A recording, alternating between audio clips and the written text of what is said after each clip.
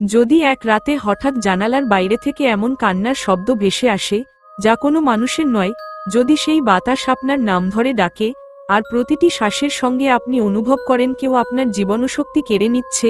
পশ্চিমবঙ্গের এক অভিশপ্ত গ্রামে আজও নাকি গভীর রাতে বাতাসে ভেসে আসে মৃত মানুষের শেষ আর্তনাদ। যারা সেই কান্না শুনেছে তাদের অনেকেই আর সূর্যোদয় দেখতে পারেনি। এটি শুধু একটি ভয়ের গল্প নয়, এটি এমন এক অভিশাপের কাহিনী যেখানে বাতাসই হয়ে ওঠে মৃত্যুর দূত। তাহলে সাহস থাকলে শেষ পর্যন্ত দেখুন, কারণ পরের শিকার হয়তো আপনিই। রাত তখন প্রায় 12:30। আকাশে চাঁদ নেই, শুধু কালো মেঘ আর দূরে দূরে বিদ্যুতের ঝলকানি। পশ্চিমবঙ্গের ছোট্ট গ্রাম নিশিন্দাপুর যেন অদ্ভুত নীরবতায় ডুবে আছে। এমন নীরবতা যেখানে নিজের শ্বাসের শব্দ ভয় ধরিয়ে দেয়। সেই রাতেই গ্রামের শেষ প্রান্তে দাঁড়িয়েছিল অর্ণব। পেশায় একজন ইউটিউবার। ভারতের নানা জায়গার রহস্য, পরিত্যক্ত বাড়ি আর লোককথা নিয়ে ভিডিও বানায় সে। গত কয়েকদিন ধরে সে একটি অদ্ভুত খবর শুনছিল। লোকজন বলছিল এই গ্রামের রাতের বাতাসে মানুষের শেষ চিৎকার ভেসে আসে।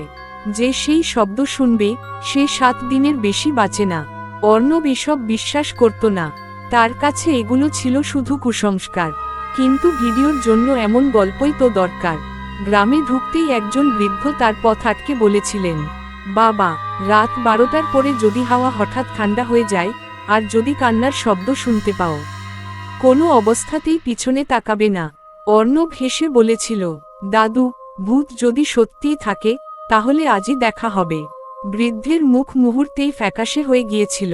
তিনি ধীরে ধীরে বলেছিলেন, ওরা দেখা দেয় না, ওরা বাতাস হয়ে আসে। রাত 1টা বাজতেই পুরো গ্রামের বাতাস থেমে গেল। এক ফোঁটা পাতাও নড়ছে না।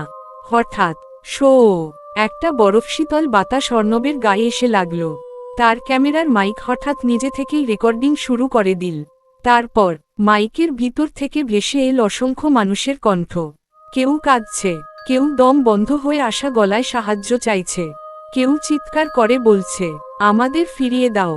অর্ণব দ্রুত হেডফোন খুলে ফেলল।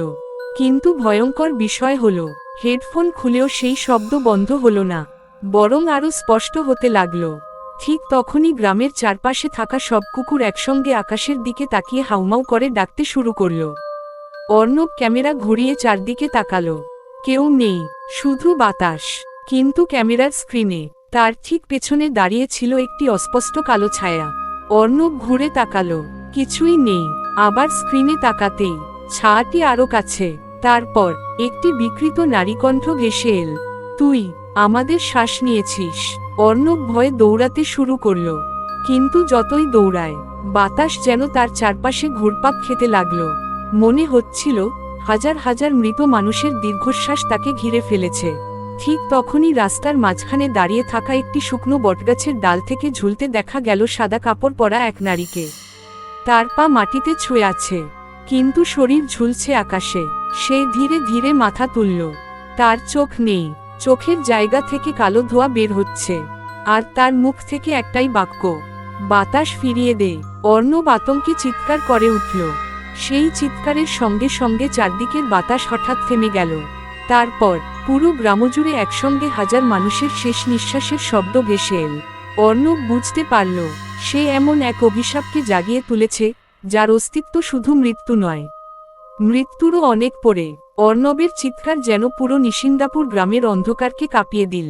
কিন্তু আশ্চর্যের বিষয়, তার চিৎকারের কোনো প্রতিধ্বনি ফিরে এল না।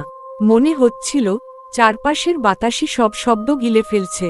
সে প্রাণপণে দৌড়াতে লাগল, বুক ধড়ফড় করছে, শ্বাস ভারী হয়ে উঠেছে। কিন্তু যতই দৌড়ায় ততই অনুভব করছিল কেউ বা কিছু তার ঠিক পেছনেই রয়েছে। হঠাৎ তার ক্যামেরা নিজে থেকেই মাটিতে পড়ে গেল। স্ক্রিনে লাল রঙের একটি লেখা ফুটে উঠল, রেকর্ডিং সম্পূর্ণ হয়নি। তারপর ক্যামেরা নিজে থেকেই আবার চালু হয়ে গেল। অর্ণব কাপা হাতে ক্যামেরাটি তুলে নিল। স্ক্রিনে যা দেখা গেল তাতে তার শরীর জমে গেল। ক্যামেরায় সে নিজেকে দেখতে পাচ্ছে, কিন্তু তার ঠিক পেছনে দাঁড়িয়ে আছে অন্তত 20 জন মানুষ। সবার মুখ সাদা, চোখ ফাঁকা, ঠোঁট নীলচে। তারা কেউ নড়ছে না, শুধু তাকিয়ে আছে অর্ণবের দিকে। অর্ণব ভয়ে সঙ্গে সঙ্গে পেছনে ঘুরে তাকালো, কেউ নেই। আবার ক্যামেরার দিকে তাকাতেই দেখল সেই মৃত মানুষগুলো এবার আরও কাছে চলে এসেছে। তাদের ঠোঁট একসঙ্গে নড়ছে, কিন্তু কোনো শব্দ নেই।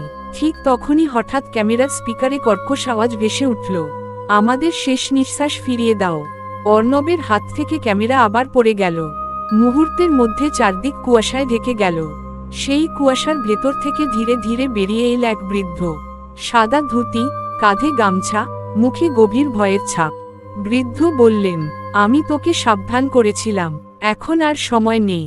অর্ণব কাপা গলায় জিজ্ঞেস করল, ওরা কারা? বৃদ্ধ কিছুক্ষণ চুপ করে থেকে বললেন, প্রায় 50 বছর আগে এই গ্রামে এক ভয়ঙ্কর ঘটনা ঘটেছিল। গভীর রাতে বিষাক্ত বাতাস ছড়িয়ে পড়ে মানুষ ঘুমের মধ্যেই শ্বাস নিতে না পেরে মারা যায়। কেউ বলে অভিশাপ, কেউ বলে অদৃশ্য শক্তির আক্রমণ। কিন্তু যেদিন থেকে সেই মৃত্যু শুরু হয়েছিল, সেদিন থেকে এই গ্রামের বাতাস আর কখনো স্বাভাবিক হয়নি। বৃদ্ধ আরও নিচু গলায় বললেন, ওরা শান্তি পায়নি, তাই প্রতি অমাবস্যায় বাতাসে তাদের মৃত্যুর কষ্ট ফিরে আসে। ঠিক তখনই এক ঝলক বরফশীতল বাতাস এসে দুজনের মাঝখান দিয়ে বয়ে গেল।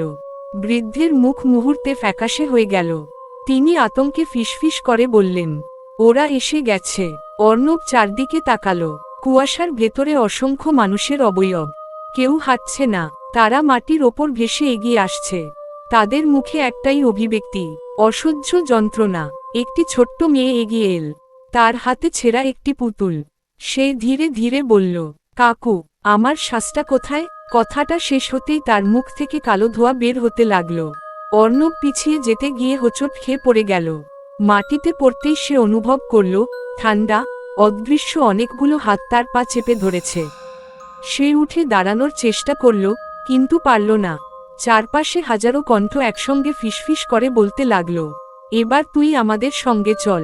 অর্ণব মরিয়া হয়ে চোখ বন্ধ করে চিৎকার করল। ঠিক সেই মুহূর্তে দূরে একটি মন্দিরের ঘণ্টা বেজে উঠল। ঘং ঘং ঘং শব্দটা শুনেই সব ছায়ামূর্তি একসঙ্গে থেমে গেল। কিন্তু তাদের চোখ এবার ঘুরে গেল মন্দিরের দিকে। আর অর্ণব বুঝতে পারল, এই গ্রামের অভিশাপের আসল রহস্য লুকিয়ে আছে সেই পরিত্যক্ত মন্দিরে। মন্দিরের ঘণ্টার শব্দ ধীরে ধীরে থেমে গেল। কিন্তু আশ্চর্যের বিষয়, ঘণ্টা থেমে যাওয়ার পরও তার প্রতিধ্বনি বাতাসে ঘুরে বেড়াতে লাগল। সেই শব্দ শুনেই চারপাশের ছায়ামূর্তিগুলো একে একে পিছিয়ে যেতে শুরু করল, যেন কোনো অদৃশ্য শক্তি তাদের থামিয়ে দিয়েছে। অর্ণব সুযোগ বুঝে উঠে দাঁড়াল। তার বুক দ্রুত ওঠানামা করছে, কপাল ঘামে ভিজে গেছে, অথচ বাতাস ছিল বরফের মতো ঠান্ডা। সামনের বৃদ্ধ চিৎকার করে বললেন, দৌড়াও, সূর্য ওঠার আগে মন্দিরে পৌঁছাতে না পারলে ওরা তোমাকে ছাড়বে না। অর্ণব আর এক মুহূর্ত